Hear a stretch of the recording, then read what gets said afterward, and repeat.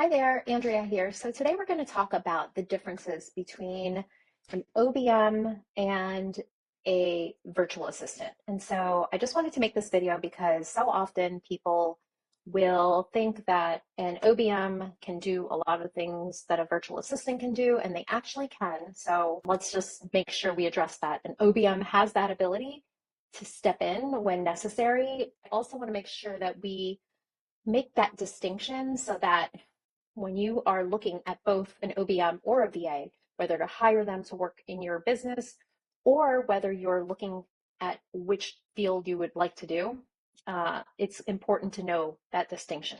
And so, with that, I'm going to just dive into the differences between an OBM and a virtual assistant. And so, basically, the role of an online business manager, digital business manager, integrator, or even a fractional COO, think of them as driving the or navigating the ship, the business of your ship, right?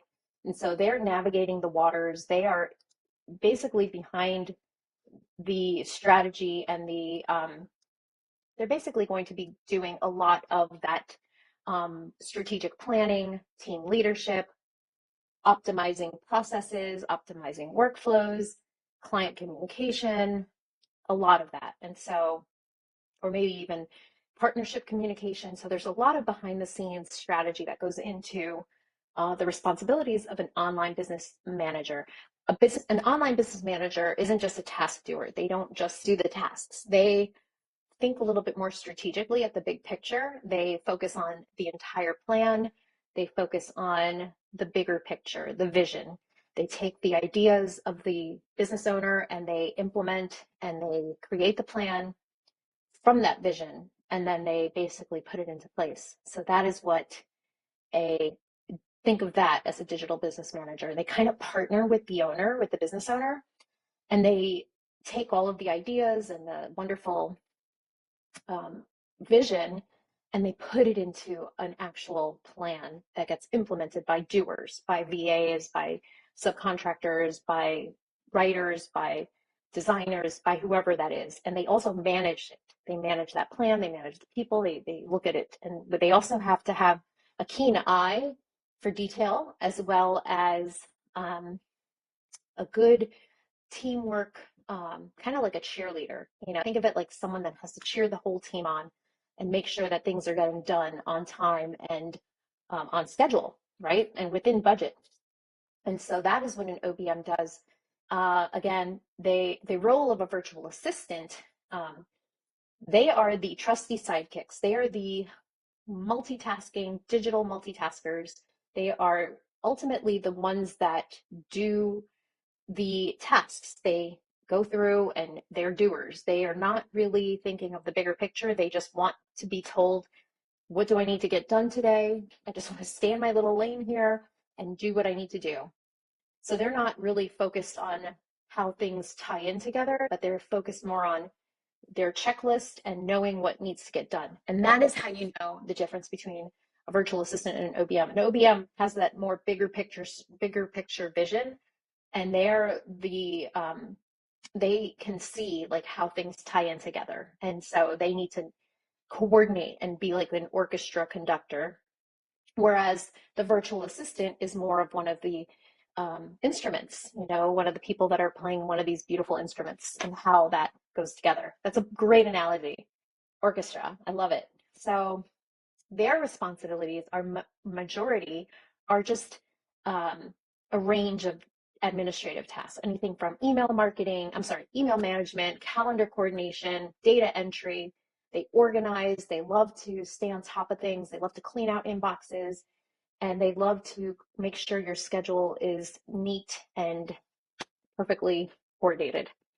They also are really good at customer service. So they're like the point of contact for your customers, your clients, your onboarding. They are the ones that check those emails, respond back to your clients or to your students, and they handle all of those inquiries. They address any concerns. They understand how to handle customer service. So they're really good at being sweet and kind and very amazing at answering those emails and those phone calls as they come in.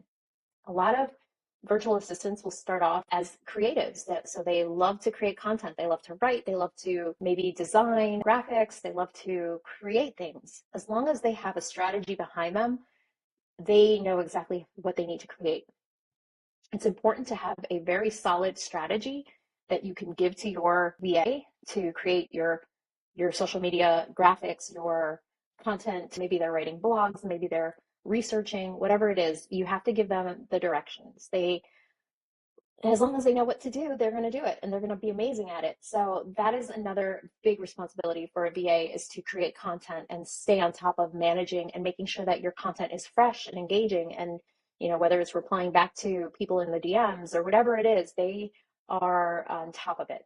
Okay. And then the fourth thing that a VA can do for you to save you lots of time is some research and analysis. They're able to go and look at the market, look at who are the competitors, who else is out there.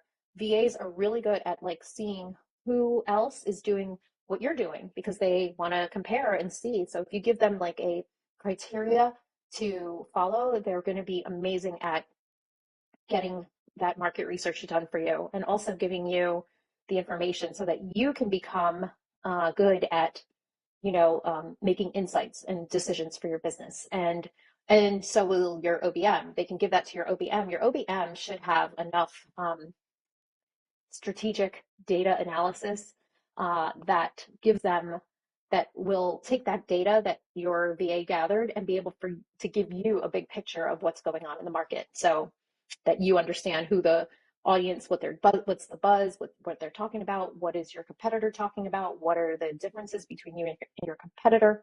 And so that's what a VA will do, is gather that data, give it to your OBM, and then your OBM will kind of let you know exactly what's going on.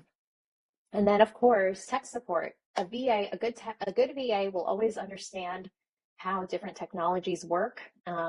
Some of them are very good at one or two technologies. It's very rare that you find a VA that is good at every single technology. So depending on what technologies you're using, your VA will have to get very experienced and knowledgeable about that technology. So with that, at the end of this, you're going to see that both a VA and an OBM play a critical role in supporting you and your business. Now, most business owners cannot afford a online business manager to start off. It's just very expensive to bring an OBM in. It's worth it in the end because you're growing and they're going to be able to help you grow and get you to the next level. But primarily, you'll start off by hiring a VA. The VA will basically do those small little tasks that you need done while you're growing. However, you're going to get to a certain point where you no longer can manage the VA or stay on top of all of that while you're growing. And so that is the time when you're going to want to bring in a online business manager. Even if they are just on a consulting, maybe just a couple of hours a month, they can come in and help manage what's happening with the team, with the VA, with whatever that workload is. They'll take everything off your plate and help you clear out that time. So make sure that you understand that, because if you do it the other way around, you're going to find that it's going to be a little bit awkward when you are not making the money yet to pay your online business manager, and then you're expecting your online business manager to do VA type work. So it's important to know that your VA is your first hire. You're going to be telling them what to do. However, it's going to get to a certain point where you cannot manage that anymore. And that is when you bring in your online business manager to create systems and processes and workflows and SOPs and all of these different things that your VA will be able to just no longer need to really bother you with like the mundane things. And so ultimately, the decision to hire an OBM or a VA really does depend on what your business needs, what your goals are, and whether you're looking for strategic guidance or whether you're looking for more admin support. Having the right person in place is the key to unlocking your business's full potential. So whatever resonates with you, my advice, like I said, is start with your VA, then upgrade to, or not upgrade, but then up level to a online business manager, so that you have the best of both worlds. You'll have your VA in place, and it's very common for your VA to become your online business manager. As your VA grows and really learns what your business is about and understands more strategy and understands what you're thinking, you may even decide that your VA could very well be your digital business manager. And the next step would be to find another VA to replace her role, okay, or his role. And so with that, my friends, I'm just going to leave this video here for you to kind of understand the two primary differences, the distinctions between the two roles. Because many times I hear VAs saying, I don't know the strategy. I don't really know the big picture. So I'm just a doer. I just want to work on what I need to get done. And then I hear online business managers like myself just kind of trying to like step away from the tasks, and I just want to manage and run the whole project. I just want to be in charge. I just want to look at the big picture and help you reach your next goal. I'm not as much interested in doing tactical things. However, I can if needed, like if your VA got sick, you're paying a lot more money for someone that can do that job. So overall, I hope this helped you. So if you have any questions, I'd love to hear from you. Let me know which of these two roles do you personally want to hire for in 2025? I'd love to hear what you're thinking. Talk to you soon.